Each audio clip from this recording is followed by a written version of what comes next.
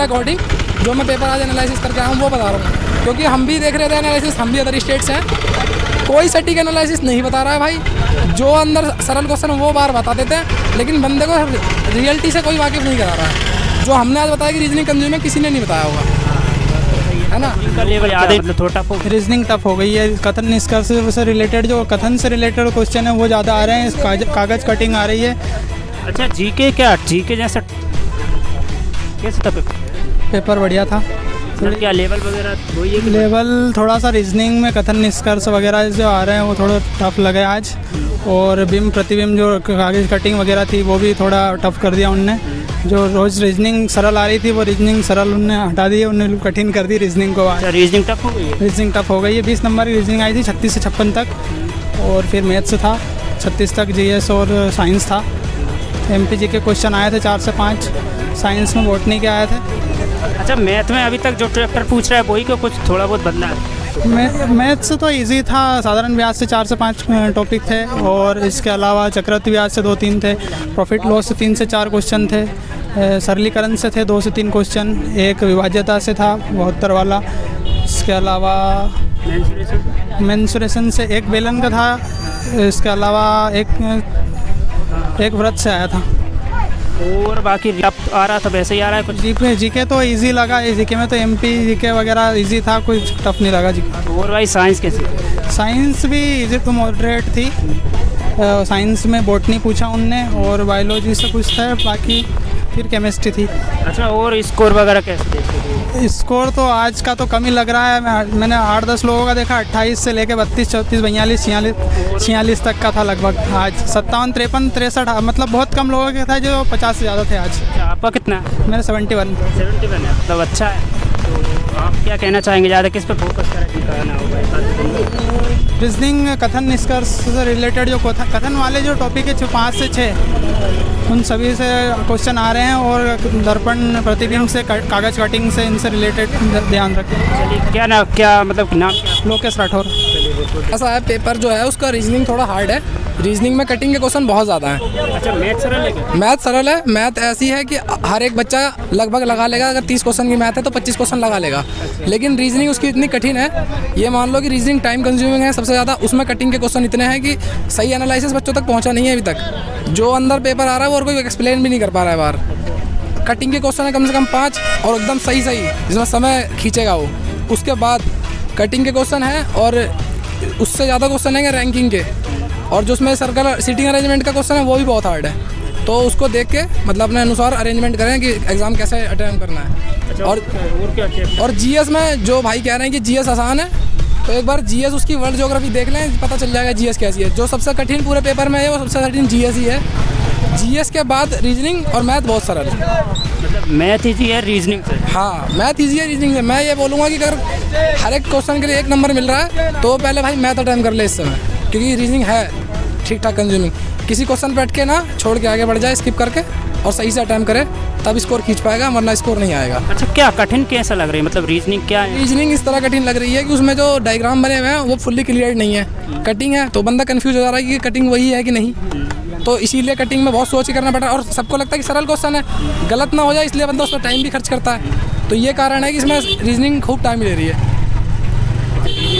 और कोई सा क्वेश्चन जो मतलब ऐसा लग रहा हो टाइम कंज्यूमिंग? रीजनिंग में जीएस में नहीं, रीजनिंग में एक तो ये था, और एक जो सीरीज़ के क्वेश्चन आते हैं उसमें कॉमा का मिसिंग था, मतलब कॉमा नहीं था, तो बंदे कंफ्यूज हो गए कि ये एक ही संख्या है क्या, तो उसमें थोड़ा समय लग रहा था। और ये मान लीजिए आप रीजनिंग में ज़्यादा नहीं, कटिंग और ये आपका सीरीज़ और क्लासिफिकेशन, जो मतलब इसम सब चुनिए, उसमें ठीक ठाक था कि हाँ भाई उलझाएगा बच्चे को।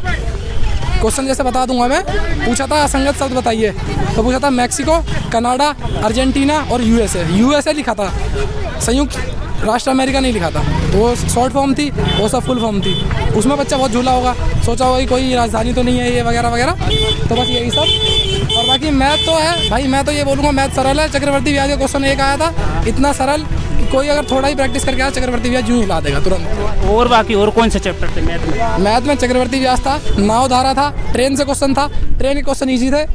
और ये मान लो नावधारा हो गया, कार्य तथा समय क्वेश्चन था, वो थोड़ा सा टाइम कंज्यूमिंग लगा मुझे, वो मुझे लगा क्योंकि हमारे लैब में बहुतों पे नहीं हिला है वो, बता रहे थे लड़के। मेंसुरेशन एडवांस वगैरह नहीं इतनी ज़्यादा एडवांस नहीं, एक सर्कल का क्वेश्चन था, ट्रायंगल में सर्कल वो, और मेंसुरेशन के 2 क्वेश्चन बिल्कुल इजी कोई भी हल कर लेगा, थोड़ा सा पढ़ आया था। और ट्रेन वगैरह टाइम एंड वर्क सब मैं बता रहा हूँ, मैथ में जो हार्ड था थोड़ा टाइम एंड वर्क में, और प्रॉफिट एंड लॉस का एक क्वेश्चन था वो थोड़ा कठिन था बस। अच्छा, जी के पहले भी टफ आ रहा था, अभी भी टफ है? जी के पहले से टफ है। मैं फिर बोलूँगा वर्ल्ड ज्योग्राफी से क्वेश्चन थे, पूछा था कि मेरू नदी किस में है, हाँ वो विदेश की है वो, और कोई सा पर्वत श्रृंखला है वो यूरोप को अफ्रीका से अलग करती है, उसके बारे में पूछा गया था।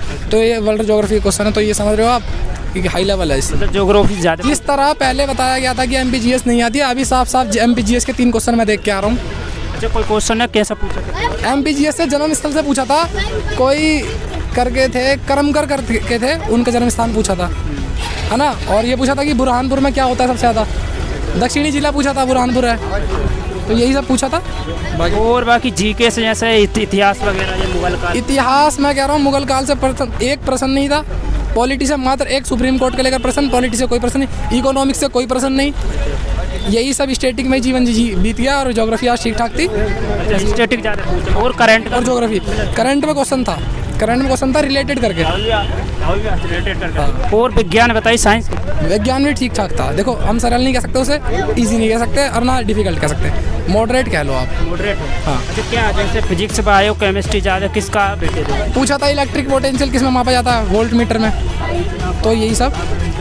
और बायो में पूछा था कि ये जो फोटोसिंथेसिस के दौरान क्या बनता है, तो कार्बन डाइऑक्साइड और पानी लेके वो ग्लूकोज और ऑक्सीजन बनाते हैं, तो ये सब पूछा गया था। मतलब ये ठीक लेवल तक कर लेता बच्चा। और केमिस्ट्री से कोई फॉर्मूला, कुछ पीरियोडिक टेबल? नहीं, केमिस्ट्री से तो पीरियोडिक टेबल के बारे में बस पूछा था कि हैलोजन क्या है, हैलोजन कौन सी हैलोजन नहीं है इसमें। अच्छा। हाँ, तो बाकी हीलियम और ये सब था, और एक क्वेश्चन साइड ट्रिटिलियम करके कुछ था, वो नहीं था। अच्छा, और फिजिक्स से कुछ? फिजिक्स से तो भाई एक ये वोल्ट मीटर वाला क्वेश्चन था, लेकिन हाँ फिजिक्स से हाँ एक पूछा था कि चम्मच जो होती है वो किस तरह की मिरर का काम करती है, कन्वेक्स की, हाँ मिरर से था। आप मान लो ऑप्टिक्स मान लो और साउंड मान लो, फिजिक्स आपका कंप्लीट नहीं रहता आपको? ठीक है भाई। नहीं, रुक जा, अब तो मेन चीज़ बची है, स्कोर क्या है? मेरा स्कोर जी, मेरा लैब में टॉप है स्कोर, 78 नंबर है, 78 नंबर। अच्छा, और बाकी आसपास आपने देखा? आसपास भाई पूरे क्षेत्र में जितने भी हमारे बैठे थे लैब में, एक लड़की के थे 70 नंबर। बाकी भाई आज अगर आप एवरेज निकाल लेंगे ना, तो आप 4 बंदों से दौरा कर लीजिए, पूछ लीजिए, सर्वे कर लीजिए, आपको एवरेज इतना ही मिलेगा, 50 तक सिमट जाएगी जनता। बहुत आज टाइम कंज्यूमिंग था ये, मैं बता रहा हूँ। 70 थे एक लड़की के, 78 मेरे हैं, मैंने टॉप किया लैब में। ये भाई जो हमारे साथी थे, इन भाई ने इन्होंने देखा था स्कोर मेरा, तो हाँ इनका पेपर था, इनके भी शायद ठीक ठाक नंबर थे। चलिए, ये भाई से पूछते हैं, है ना, अनुराग सिंह। बहुत बहुत धन्यवाद। एजुकेशन ठीक है, डाल देना, क्या चैनल बता दो। एजुकेशन। हाँ भाई, कैसा था पेपर? बढ़िया था, ठीक ठाक था। मतलब क्या लेवल वगैरह कैसा लगा? लेवल मॉडर्न कह सकते हैं। मतलब थोड़ा बदल गया है, पहले से थोड़ा टफ हो गया है? हाँ, ऐसे लगता है। अच्छा, और बाकी नंबर वगैरह कैसे? नंबर लेब में हाइस्ट 78 थे, और एक लड़की के थे 70। एक लड़की के थे 70। और बाकी आसपास आपने देखा होगा? आसपास देखे थे, मेरे 59 थे। आसपास तो कम थे, 30, 32, 35, 40, 45। अच्छा, ऐसे नंबर देखा? हाँ। और बाकी मैथ रीजनिंग कैसी लगी आपको? मैथ तो बढ़िया ठीक ठाक था, लेकिन रीजनिंग तो टाइम ले रही थी। अच्छा, रीजनिंग जो है वो टफ आ रही है मैथ के अकॉर्डिंग? हाँ, मैथ के अकॉर्डिंग रीजनिंग थोड़ी टफ आई, समय ले रही मतलब में। अच्छा, चलिए, कितने मार्क्स आपके? 59। और आप नाम बता दीजिए। शिवम बेल। धन्यवाद शिवम जी।